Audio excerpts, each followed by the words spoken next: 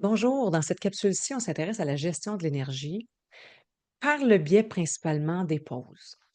Je sais que comme entrepreneur, vous êtes nombreux à ne pas prendre de pause et même parfois ne pas prendre d'heure de repas. Parce que ce que je perçois, c'est que c'est souvent perçu par beaucoup d'entrepreneurs comme étant une perte de temps. Mais c'est une croyance qui est erronée, ça. Parce que la science, qu'elle nous dit, c'est une personne qui prend régulièrement de petites pauses dans sa journée maintient son niveau de productivité plus élevé et plus longtemps. Sa concentration va être meilleure plus longtemps. L'humeur, ça va avoir une incidence sur l'humeur, une humeur plus positive, plus durable. Ça a et un niveau d'énergie, bien entendu, plus élevé plus longtemps. Donc, ça a un ensemble de bienfaits de prendre des pauses et comme je vous le dis, c'est une croyance qui vient un peu des valeurs de notre société où on pense que plus on est actif, puis plus on est occupé, plus on est productif. Mais c'est une erreur de voir, les pauses comme ça. OK? Alors, la capsule d'aujourd'hui, c'est une invitation à intégrer des pauses dans votre quotidien si vous ne le faites pas. Et l'outil qui vous a été remis, ouais, qui accompagne la capsule, c'est une banque d'idées de différentes de différents types de pauses. Les quelques balises que je peux vous donner sont celles-ci. Pour choisir les pauses qui vont vous faire le plus de bien, vous devez tenir compte de ce que des aspects sur lesquels vous êtes particulièrement sollicité, en général dans votre journée ou cette journée-là.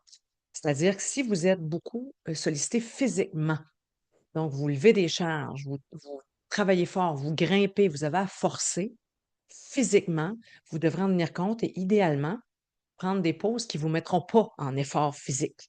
Donc des pauses qui pourraient s'attarder à la dimension physiologique, mais dans un but de, ralentir le métabolisme, vous détendre davantage.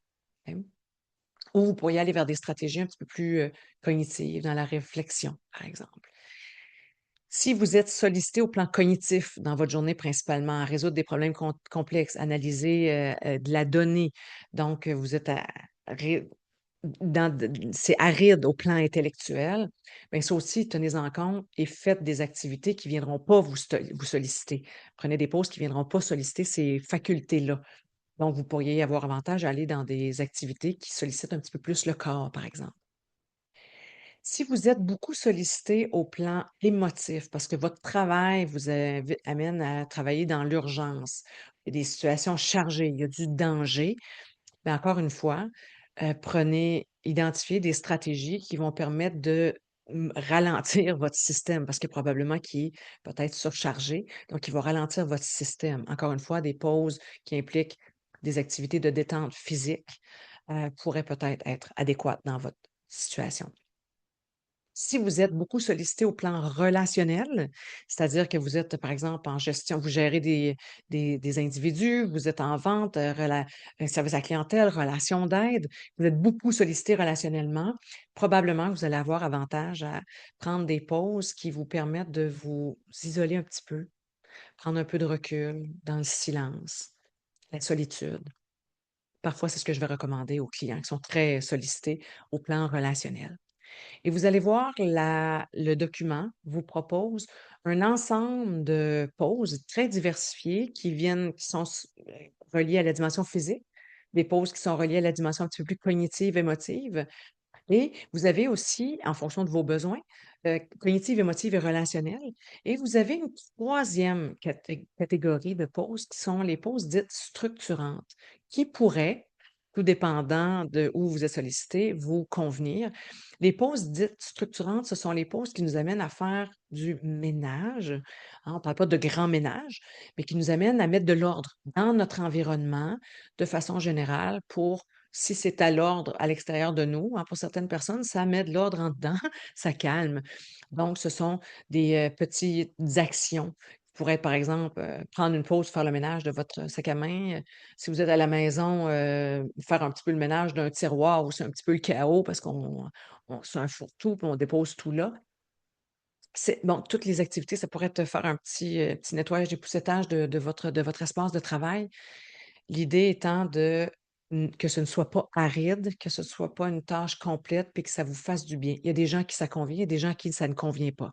Alors à vous de voir Qu'est-ce qui vous plaît le plus? Alors, toutes ces propositions d'idées de pauses se veulent des pauses courtes. Puis on parle de 5 à 10 minutes maximum, à expérimenter.